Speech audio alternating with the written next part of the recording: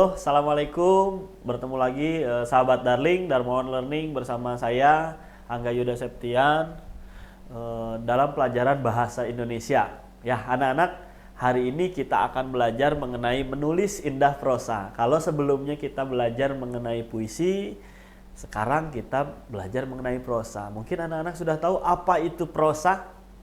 Ya. Oke, kita mulai ya. Tujuan pembelajaran kali ini adalah pelajar terampil dan terbiasa menulis indah puisi atau prosa. Kemarin pertemuan sebelumnya sudah puisi ya. Sekarang itu prosa. Kita nanti akan kita akan belajar bagaimana menulis indah prosa berdasarkan pengetahuan, pengalaman, pengamatan atau gagasan sendiri. Yang paling mudah biasanya berdasarkan pengalaman ya anak-anak. Apa itu prosa? Nah, apa itu prosa?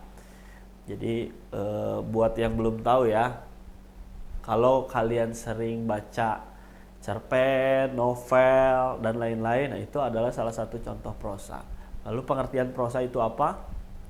Dalam Kamus Besar Bahasa Indonesia atau KBBI, prosa adalah bentuk tulisan bebas yang tidak terikat dalam sebuah aturan layaknya puisi. Kalau kita lihat puisi itu kan biasanya aturannya terikat ya.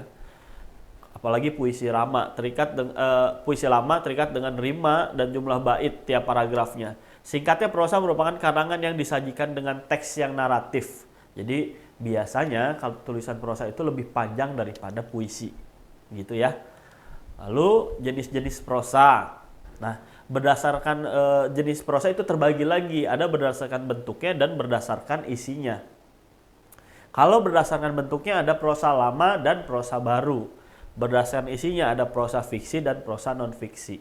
Prosa lama, prosa baru apa sih? Itu, dan prosa fiksi dan non fiksi itu apa sih? Gitu. Nanti kita akan pelajari. Oke.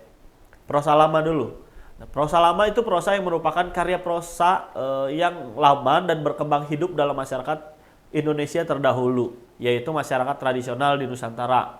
Nah, prosa lama ini awalnya muncul sebagai salah satu sastra lisan. Prosa lama juga sering diistilahkan dengan folklore dan seterusnya ya.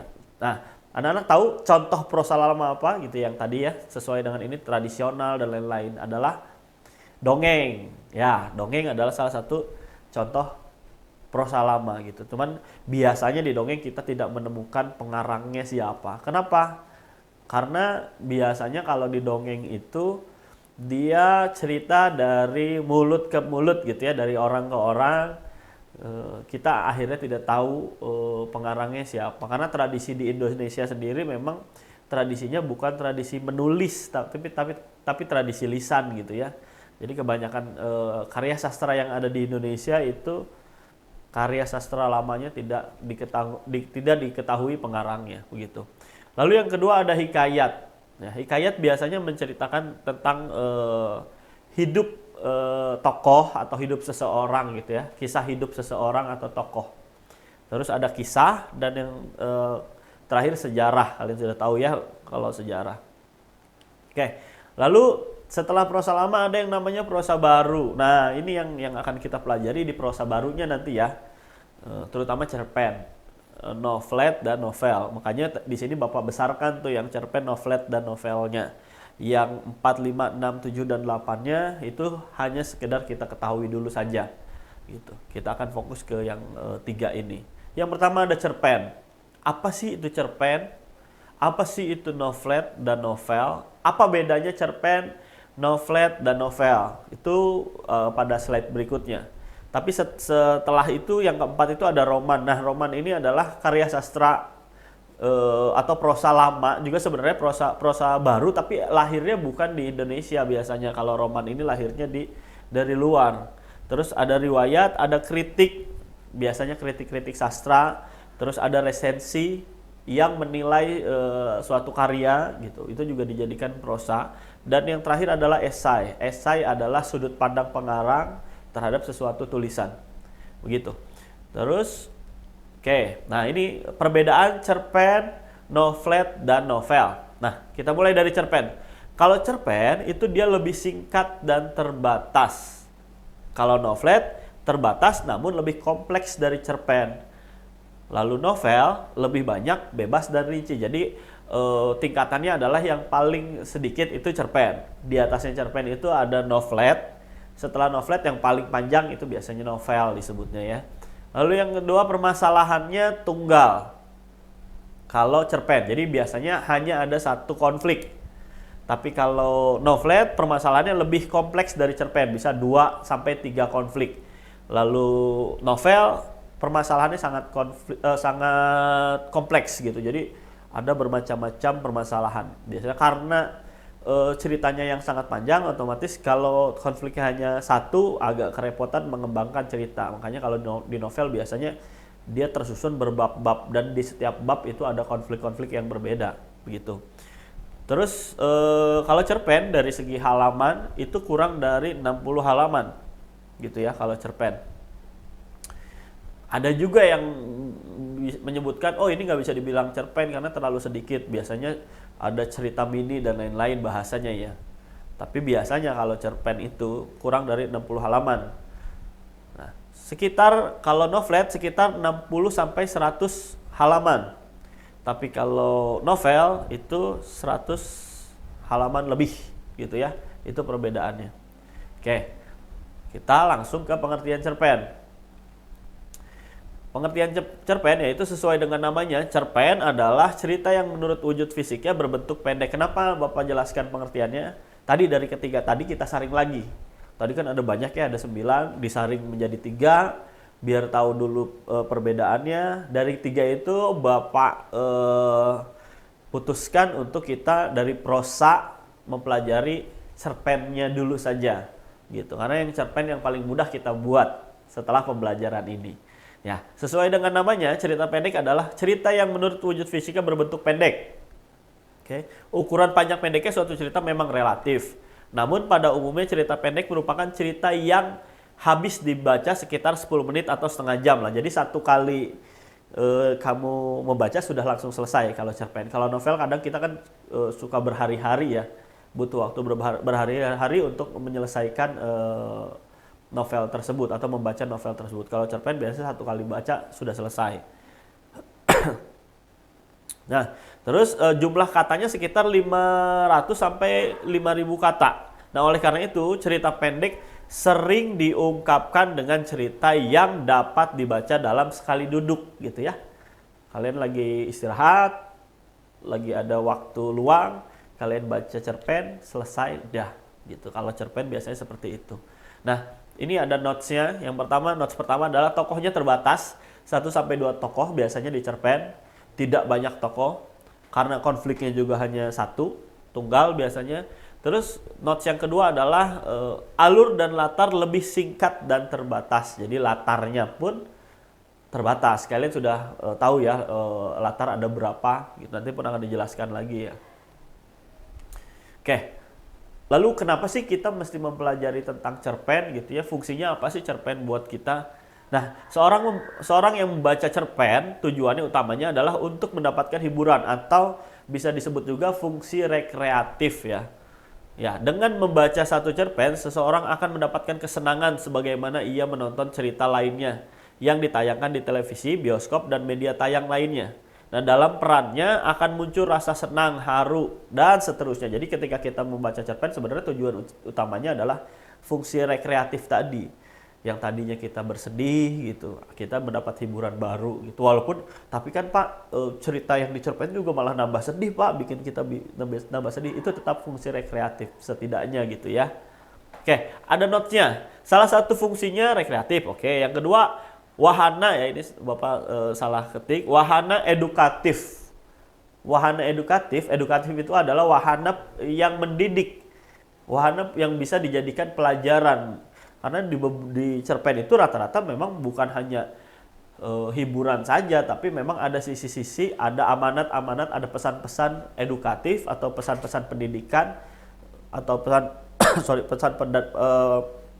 pembelajaran yang bisa kita petik gitu ya. Oke, terus ada struktur cerpen. Struktur cerpen ada yang namanya ada orientasi gitu ya. Orientasi itu unsur-unsur cerita lainnya. Dalam cerita pendek, umumnya penulis langsung mengenalkan masalah yang dialami tokoh utamanya. Jadi orientasi itu berisi pengenalan tokoh atau latar. Biasanya nih, misal contohnya cerita bawang merah, bawang putih. Nah, orientasinya itu biasanya mengenalkan latar. Pada suatu hari di suatu daerah, di desa kecil bernama bla bla bla. Nah, itu disebutnya orientasi. Misalnya hiduplah seorang anak bernama bawang merah, misal, atau bawang putih. Itu ya, itu disebutnya orientasi atau pengenalan tokoh ataupun latar. Setelah orientasi itu ada yang namanya komplikasi. Komplikasi itu berupa cerita yang berisikan akibat dari adanya masalah yang ada di dalam tokoh utama. Konflik yang terjadi makin berlarut itu disebut komplikasi. Dan yang ketiga ada yang namanya resolusi atau menceritakan penyelesaian dari masalah yang dialami tokoh, gitu ya. Notes-nya ada yang pertama, abstrak merupakan pengantar cerita oleh pengarang, lalu koda merupakan penutup cerita yang dibuat pengarang. Ini biasanya juga ada di dalam struktur cerpen. Makanya hanya Bapak jadikan notes. Yang pentingnya adalah 3 ini. Ini bisa ada, bisa tidak. Tapi kalau yang 3 ini mesti ada ya. Oke, kita lanjut. Nah, ini unsur intrinsik cerpen. Biasanya di cerpen itu ada unsur intrinsik. Kalau unsur intrinsik itu apa sih, Pak? Jadi unsur intrinsik itu unsur yang bisa kita temui ketika kita membaca cerpennya. Unsur yang ada di dalam teks cerpennya, ya. Jadi unsur intrinsiknya terbagi menjadi 7 ya. Yang pertama ada tema. Kalian sudah tahu ya temanya, tema itu apa. Terus yang kedua amanat. Amanat itu pesan yang ingin disampaikan dari cerpen tersebut. Yang ketiga ada penokohan. Kalau penokohan itu nama tokoh dan karakternya. Kalau tokoh hanya nama tokohnya, tapi kalau penokohan itu nama tokoh dan karakternya. Lalu yang keempat ada yang namanya alur ya. Ada alur maju, alur mundur, maju mundur gitu ya, campuran gitu ya. Jadi itu namanya alur. Bagaimana alur di dalam cerpen tersebut. Yang kelima ada latar. Latar terbagi menjadi 3 biasanya, ada latar tempat, latar waktu, dan latar suasana gitu ya. Terus yang keenam ada sudut pandang. Nah, biasanya sudut pandangnya sudut pandang orang keberapa nih? Kalau di cerpen itu banyaknya aku gitu ya, berarti itu sudut pandang orang pertama gitu ya. Kalau menceritakan tentang satu nama tokoh dari segi penulisnya berarti sudut pandang orang ketiga, bisa begitu ya. Terus yang terakhir ada gaya bahasa. Gaya bahasa yang dipakai dalam cerpen tersebut gitu. Nah, ini ada dari alur cerita yang tadi sudah yang terdapat di unsur intrinsik. Di sini ada contoh diagram alur di dalam cerpen, gitu ya. Dimulai dari yang pertama itu ada yang namanya eksposisi atau kalau yang tadi dibilang itu orientasi atau pengenalan awal, gitu ya. Setelah eksposisi ada munculnya konflik atau konflik awal. Nah, setelah konflik awal ada peningkatan masalah. Nah, peningkatan masalah ini adalah komplikasi ya. Komplikasi ketika permasalahan itu sudah berlarut-larut atau semakin bercabang itu maka terjadi yang namanya komplikasi. Nah, yang keempat ada yang namanya klimaks. Kalian sudah tahu ya bahwa klimaks itu adalah puncak permasalahan gitu ya. Dari sekian banyak masalah yang tadi dibangun, puncaknya adalah klimaks tadi gitu ya. Nah, setelah ada klimaks ada yang disebut anti klimaks atau penurunan laku ya. Udah klimaks, penurunan laku karena ini turun ya, diagramnya turun. Dan terakhir ada yang namanya resolusi, penyelesaian. Begitu ya. Ini diagram alur maju yang biasanya ketika kita menganalisis cerpen pasti bentuknya seperti ini alurnya. Rata-rata. Oke, kita lanjut. Nah, ini tugas sebenarnya buat kalian sahabat darling. Ada 6 ya, ada 6 gambar gitu. Bapak suruh dari 6 gambar ini kamu pilih salah satu gambar. Ya, kamu pilih salah satu gambar dan kamu komentari gambar tersebut, kira-kira ini gambar ini bisa dijadikan satu inspirasi ketika kamu membuat cerita atau tidak gitu ya.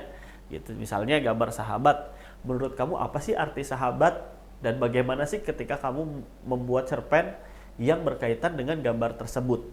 Ya, gambar yang kedua itu tentang keluarga, yang ketiga tentang pendidikan, keempat tentang pedesaan, terus yang kelima tentang gadget, dan 6 tentang makanan gitu. Kalau yang suka makan misalnya, mau bikin cerita tentang makanan bisa gitu ya. Jadi mungkin 6 gambar ini bisa jadi alternatif kalian untuk menemukan inspirasi ketika kalian nanti membuat suatu karangan prosa atau yang lebih spesifiknya adalah cerpen gitu ya. Oke, yang terakhir ada quotes dari, bukan dari Bapak ya, tapi dari Arthur Wellesley disebutnya ya. Nama quotesnya itu kalimatnya adalah orang bijak belajar ketika mereka bisa ya, sedangkan orang bodoh belajar karena mereka terpaksa. Pilihannya apakah kalian mau menjadi orang bijak atau orang bodoh, itu tergantung pada diri kalian sendiri. Oke, mungkin sekian saja yang bisa Bapak paparkan dalam materi menulis prosa. Mungkin pertemuan selanjutnya kita akan lebih spesifik lagi membahas mengenai cerpen dan bagaimana teknik menulis cerpen pada pertemuan berikutnya. Itu saja, terima kasih sudah memperhatikan. Assalamualaikum warahmatullahi wabarakatuh. Bye-bye.